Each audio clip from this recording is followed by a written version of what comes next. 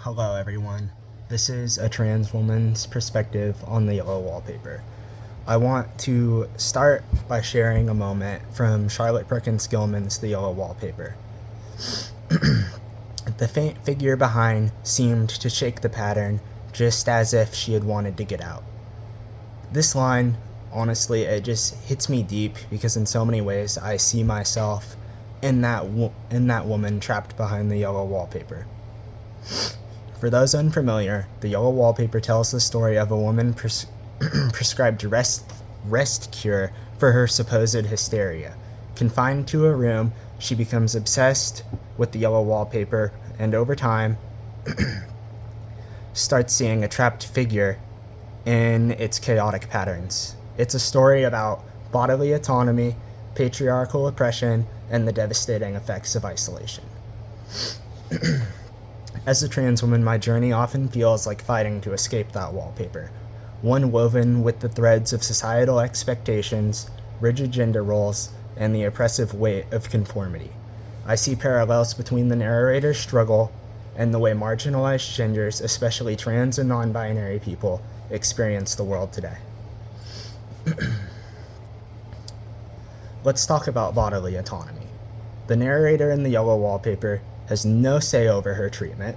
Her husband, a physician, infantilizes her, stripping her of her agency. Her needs, intellectual stimulation, creative expression, freedom, are dismissed. Isn't this still happening? Women, trans people, and anyone assigned female at birth often face others dictating their bodily choices. We see it in restrictive laws about reproductive rights, medical gatekeeping for trans healthcare as well as women's healthcare in general, and societal judgment about how we should look, act, and exist. Then there's the patriarchal oppression. The narrator's husband embodies the oppressive structures that silence women under the guise of protection. As a trans woman, I know what it's like to be told, "I know what's best for you," whether it's lawmakers deciding who I can be, or family members insisting I conform to this or that gender that I was assigned at birth. The message is the same. Your autonomy isn't yours to claim, it's mine to decide. This brings us to gender roles. The narrator's prescribed role as a passive, obedient wife is suffocating. And while society has made strides, traditional gender roles still act as barriers for many of us. Trans women are often policed in ways that force us to prove our womanhood while simultaneously being excluded from those spaces where womanhood is celebrated.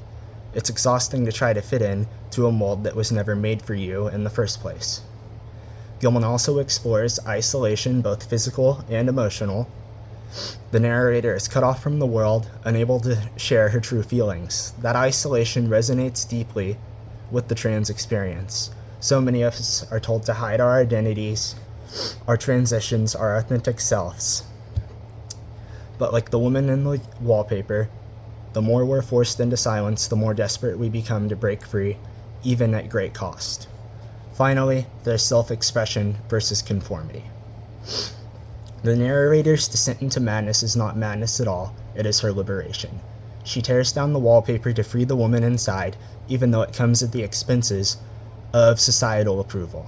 For trans women, embracing authenticity often feels just as defiant. We're told to conform to societal standards to hide our identities. But when we embrace self-expression, whether that's through our appearances, our voices, or our relationships, we're telling the world, you don't own me, I am free. So why does the yellow wallpaper still matter today? Because the struggle against systems that seek to confine and control women and marginalized genders is far from over. Whether it's the fight for abortion access, the push for trans rights, or simply the right to exist authentically, we are still tearing down that wallpaper. As I sit here, I think about how Gilman wrote this story as a critique of the systems that tried to silence her. She's transformed her pain into art, and that art has become a weapon, a way to open people's eyes. That's the power of storytelling. It connects us, challenges us, and reminds us that no one deserves to be trapped behind a pattern of oppression.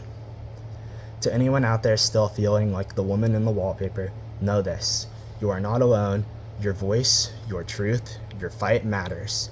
And together, we can tear down every last piece of that wallpaper. Piece by piece, brick by brick, until no one has to fight for their freedom alone again. Thank you.